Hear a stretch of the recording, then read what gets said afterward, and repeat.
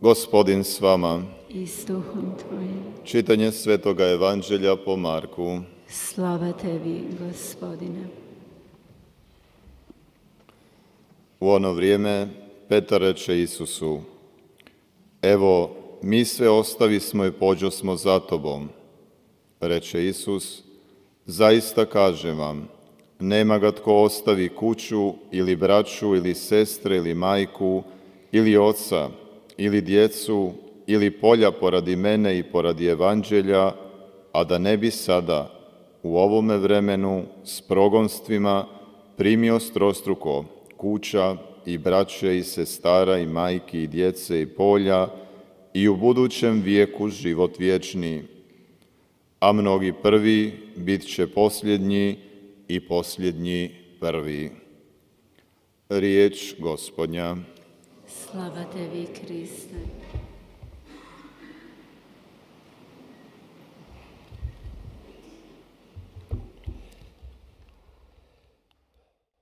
Braćo i sestre, nalazimo se u predvečerju još 형제자매 여러분, početka korizme, a to je uvijek vrijeme 오늘 우리는 kada iznova možemo početi 사순절이 시작되는 저녁을 맞이하였습니다. sudjelovati na promjeni 우리가 다시 한번 우리 자신과 우리 회개를 위해서 노력할 때이기도 합니다. 그래서 이 세상의 변화를 위해서 함께 협력할 수 있는 시기입니다. 우리가 살고 있는 가정과 공동체 안에서 이런 변화를 시도할 수 있습니다. 가족 관계 속에서, 직장에서, 성당, 교회, 본당 등등 우리가 할 수 있는 한 노력하는 것입니다.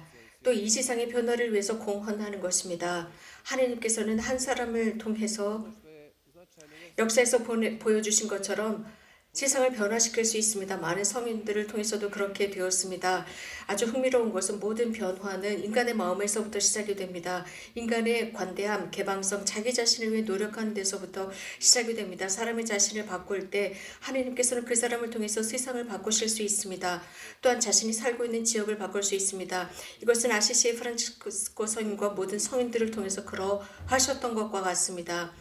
이 세상, 우리가 살고 있는 세상은 potresa u svakom smislu te riječi, gdje vidimo da se urušava, gdje se u njemu događaju 모든 부분이 dovi 심한 nepravde, 역풍에 시달리고 있습니다. 지금 전쟁이 시작이 되었고 불의가 만연하고 있고 박해가 퍼져 있고 여러 다양한 to osjetimo, svi vidimo. 자연재해가 일어나고 있습니다. 무엇인가 새로운 것이 계속 일어나고 있습니다. 우리는 이것을 우리들의 눈으로 보고 있습니다. 이 세상에 정말 무엇인가 특별한 일들이 일어나고 있는 것입니다. 이런 것들을 우리는 어떻게 보아야 할까요? 이런 상황 속에서 인간의 교만은 어디까지 치솟아 오른 것일까요? 정말 가지 말아야 하는 곳까지 가고 있습니다. 우리는 성경이나 역사를 통해서 인간의 교만이 어떤 일을 했는지 알고 있습니다.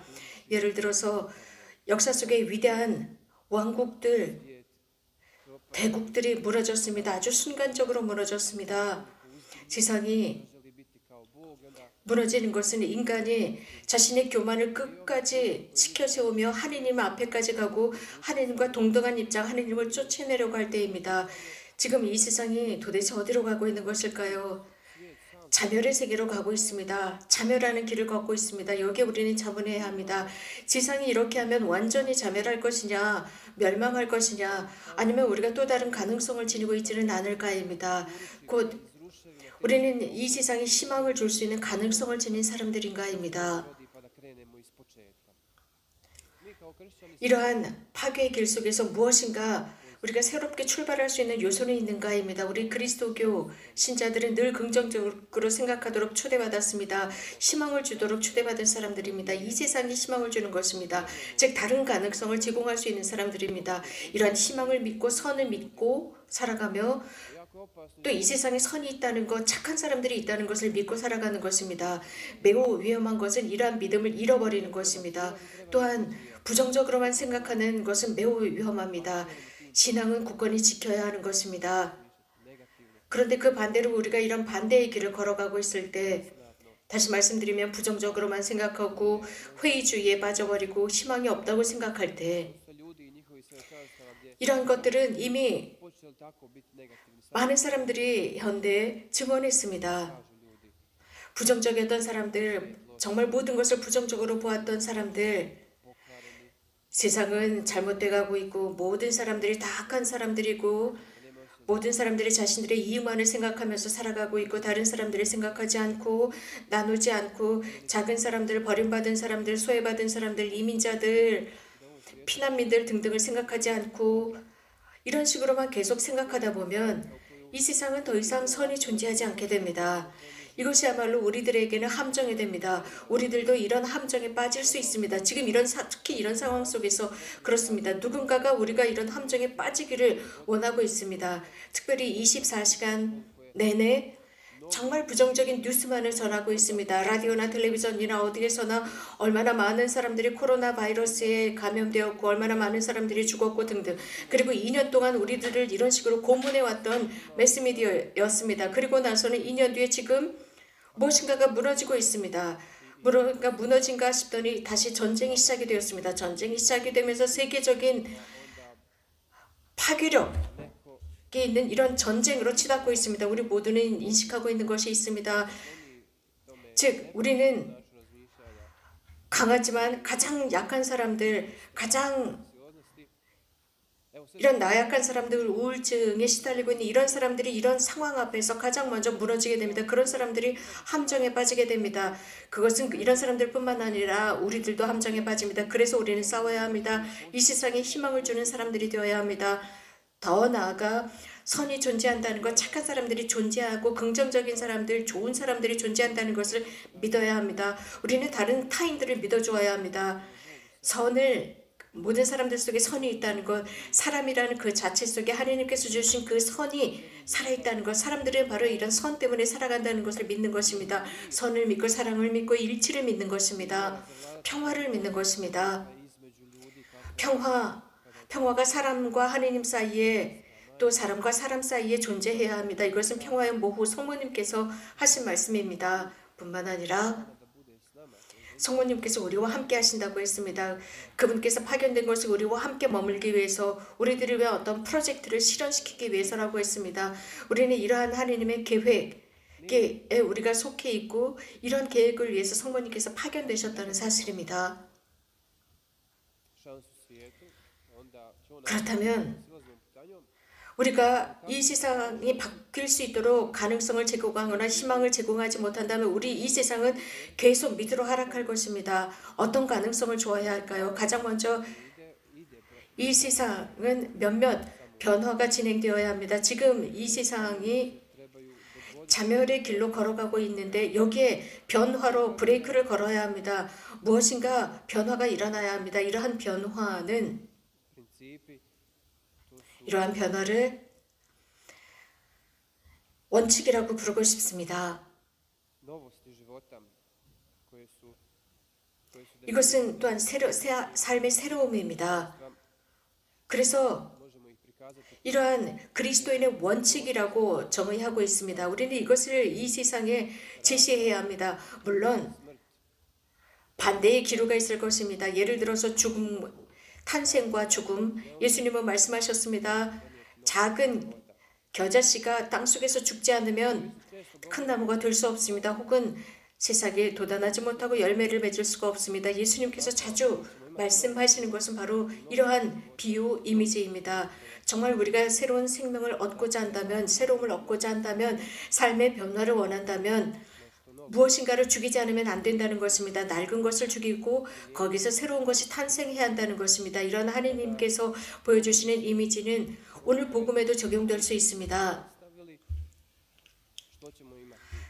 베드로는 이렇게 말하고 있습니다. 우리는 모든 것을 다 버리고 당신을 따랐는데 무엇을 얻을 수 있겠습니까? 라고 묻고 있습니다. 자, 그렇다면 오늘 이 복음의 내용은 우리 자신을 죽이는 것입니다. 우리들의 삶의 스타일을 버리고 100배의 보상을 받기 위해서 우리들을 버리는 것입니다. 죽이는 것입니다. 이것은 이 지상에서뿐만 아니라 영원한 삶에서도 그렇습니다. 이것이 오늘 복음의 말씀입니다. 또한 어제의 말씀과 이어지고 있습니다. 어제 우리는 부자 청년의 말을 들었습니다. 그는 자신의 부를 버릴 수가 없었습니다. 거기에 집착하고 있었기 때문입니다. 자신의 삶의 스타일을 고집했습니다.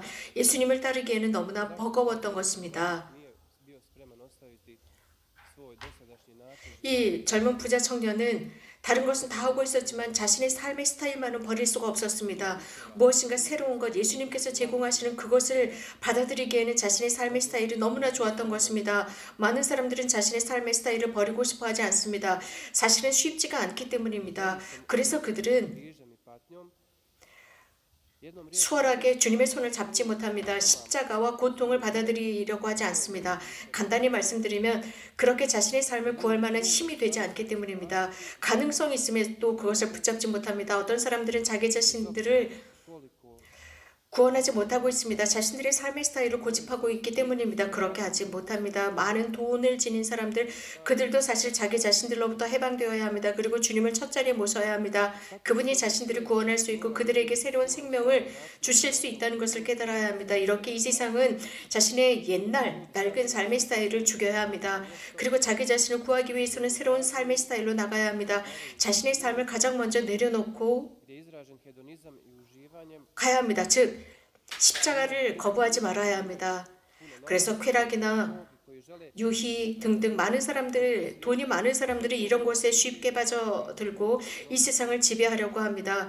돈이면 모든 것을 다 해결할 수 있다고 생각합니다. 이러한 모든 것을 버리고 주님으로부터 새로운 생명을 받아야 합니다. 새로운 생명은 매우 드라마틱한 것으로부터 시작이 됩니다. 죽음이 아니라 stari oholici 사실 unamaju 이 죽음이라고 하는 것은 늘 비극적인 것입니다. 매우 드라마틱합니다. 사람은 그런데 교만합니다. 그래서 죽지 않으려고 끝까지 죽음과 싸우려고 합니다. 그래서 거기에서 생존하려고 합니다. 그래서 자신의 매우 불안하고 초조한 얼굴을 드러내고 있습니다.